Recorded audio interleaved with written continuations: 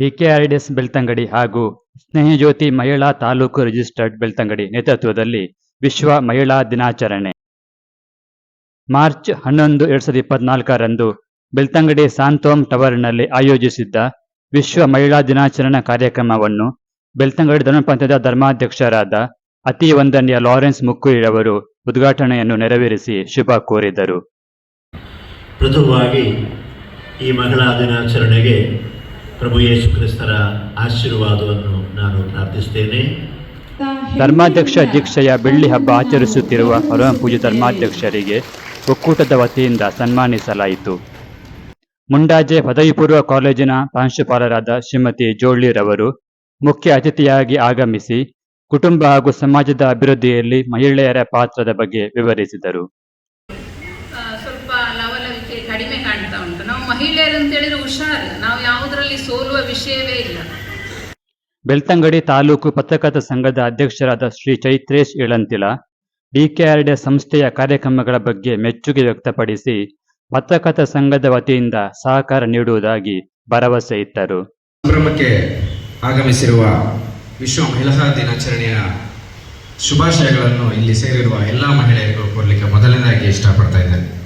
ಬೆಳ್ತಂಗಡಿ ಮಹಿಳಾ ಮಂಡಳಗಳ ಒಕ್ಕೂಟದ ಅಧ್ಯಕ್ಷೆಯಾದ ಶ್ರೀಮತಿ ಸವಿತಾ ಜಯದೇವ್ರವರು ರಾಜ್ಯ ಒಕ್ಕೂಟಕ್ಕೆ ಆಯ್ಕೆಯಾದ ಶ್ರೀಮತಿ ಮಂಜುಳಾ ಜಾನ್ ರವರಿಗೆ ಸನ್ಮಾನಿಸಿ ಶುಭ ಹಾರೈಸಿದರು.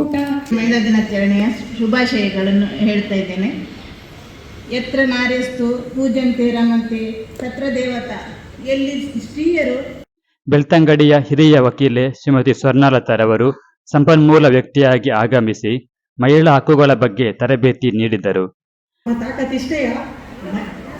ಹೆಣ್ಣು ಮಕ್ಕಳೇ ಏನು ಹೆಣ್ಣು ಮಕ್ಕಳೇ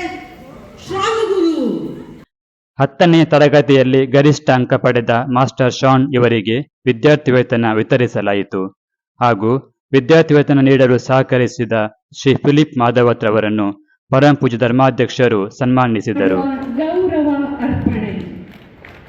ಒಕ್ಕೂಟದ ಅಧ್ಯಕ್ಷೆ ಶ್ರೀಮತಿ ಮಂಜುಳಾ ಜಾನ್ ರವರು ಈ ಕಾರ್ಯಕ್ರಮದ ಅಧ್ಯಕ್ಷತೆ ವಹಿಸಿದ್ದರು.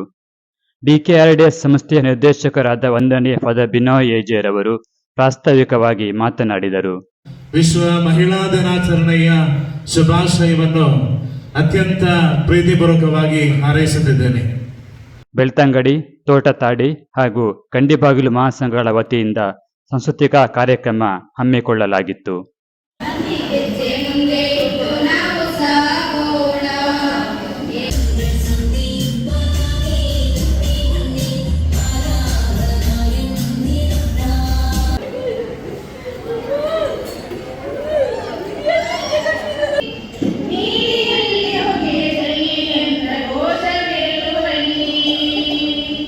ಒಕ್ಕೂಟದ ಕಾರ್ಯದರ್ಶಿ ಶ್ರೀಮತಿ ಲಲಿತಾ ಎಲ್ಲರನ್ನು ಸ್ವಾಗತಿಸಿದರು.